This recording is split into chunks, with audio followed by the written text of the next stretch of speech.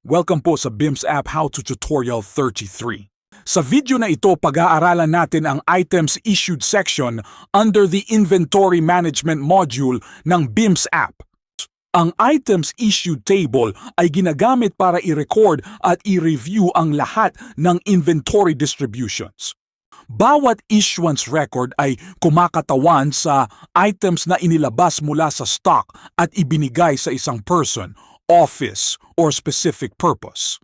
Ibig sabihin, habang ang purchased items ay nagpapataas ng stock, ang items issued naman ang nagre-record ng stock na lumalabas at ginagamit. Una, mula sa BIM's main dashboard, buksan ang Inventory Management tile. Pagbukas ng module, piliin muna ang correct item mula sa Item Master List. Importanteng tama ang napiling item dahil only issuance records tied to the selected item ang ipapakita ng system. Pagkatapos, pumunta sa Items Issued section. Dito makikita ang issuance history ng selected inventory item. Sa bawat issuance record, importanteng i-review ang quantity issued, issued to at reference number. Ang quantity issued ang nagsasabi kung ilang units ang inilabas mula sa available stock. Ang issued to naman ang nagsasabi kung kanino o saang office napunta ang inventory item. At ang reference number ay ginagamit para makatulong sa traceability ng issuance transaction. Every valid issuance reduces the available inventory balance. For example, kung may 20 units available at nag-issue ng 5 units, bababa ang available stock according sa recorded issuance transaction. Hindi kailangang manually baguhin ang inventory balance. The system computes the effect of the issuance based on the recorded transaction. Because of this, importanteng accurate ang quantity na ini-issue. Kung sobra ang quantity na na-record, magiging mas mababa ang inventory balance kaysa actual stock. Kung kulang naman ang na-record, magiging mas mataas ang system balance kaysa actual inventory. Parehong maaaring magresulta sa discrepancy during reconciliation. Important din ang recipient information. Bago mag-record ng issuance, verify kung tama ang person, office, or purpose na tumanggap ng item.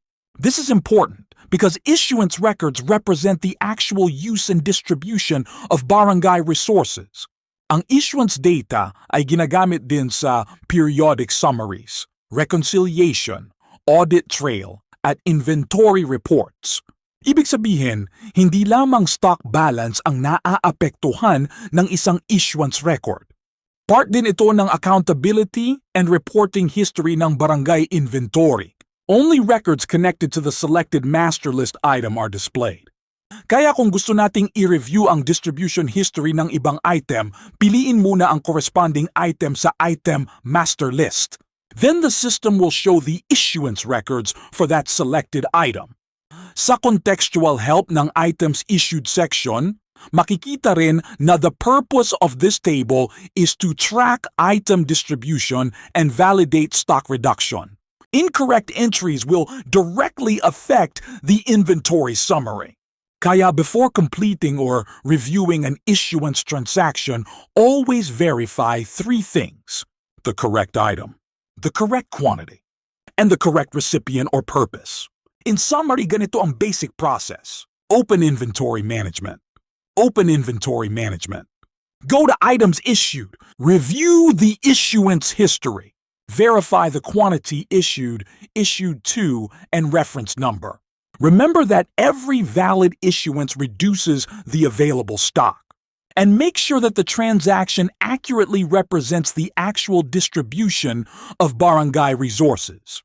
Sa next how-to tutorial, pag-aaralan naman natin ang inventory summary kung saan makikita natin kung paano kinocompute ng BIMS ang current inventory balance based on purchases and issuances.